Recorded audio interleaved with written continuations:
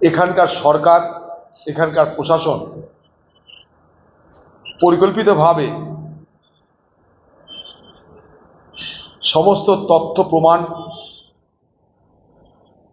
লোপাট করবার ব্যবস্থা করেছিল। এটা আমরা অনেক আগে আশঙ্কা প্রকাশ করেছিলাম এবং মানুষের যে আশঙ্কা, আমাদের যে আশঙ্কা, তা সত্য প্রমাণিত হচ্ছে সুপ্রিম কোর্টের মন্তব্যে, সুপ্রিম কোর্টের পর্যবেক্ষণে।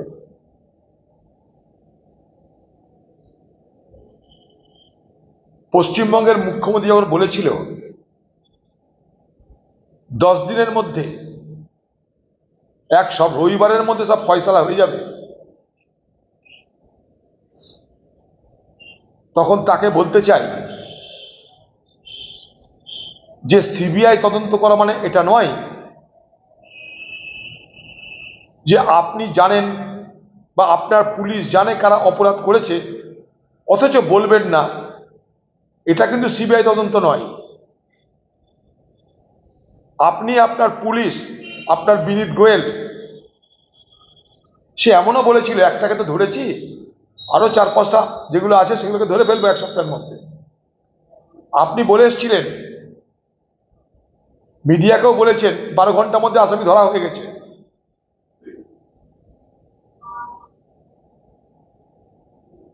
আপনার পুলিশের তদন্তে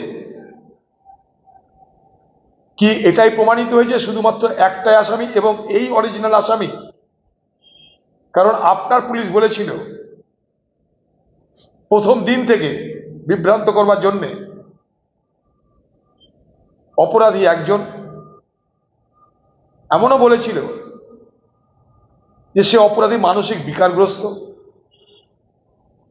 আপনার পুলিশ সিভিক ভলেন্টিয়ার বলতে চায়নি, বলেছিল সে একজন অপরাধী, এই ছাড়া তার কোনো পরিচয় নেই। কিন্তু সে পুলিশের ব্যারাকে থাকত। আপনি বলেছিলেন যে রবিবারের মধ্যে যদি আমি আসামি ধরতে না পারি তাহলে আপনি নিজে সিবিআইকে দেবেন। এমন কোনো চুক্তি নেই যে আপনি আসামি ধরতে পারেন অথচ সিবিআইকে দেবেন না। এটা যদি হয়ে থাকে তাহলে এর থেকে ভয়ঙ্কর আর কিছু হতে পারে না। আপনি মুখ্যমন্ত্রী, আপনি তাহলে এমনি বলেননি যে 7 দিনের মধ্যে আমরা ধরে ফেলবো, এমনি তার বলেননি।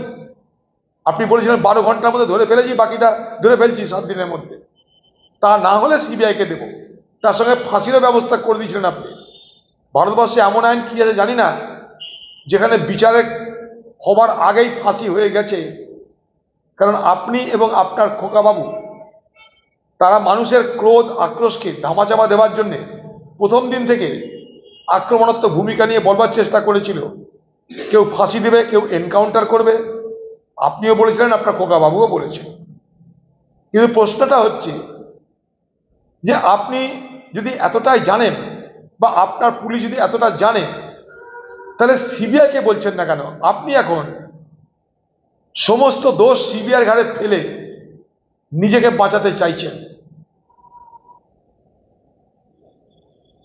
আপনার দলের মধ্যে আবার খোকাবাবুরা বলছে যে আরো করা হওয়া উচিত ছিল। আপনি ভারতবর্ষের প্রধানমন্ত্রীকে চিঠি লিখছেন। এতদিন পর কেন ঘুম ভাঙল আপনার? পশ্চিমবঙ্গে গত 13 বছরে কত নারী ধর্ষণ হয়েছে, কত নারীর উপর অত্যাচার হয়েছে, কত নারীর উপর অত্যাচারের অভিযোগ দায়ের হয়েছে থানায়, তার তালিকা দিতে পারেন কি?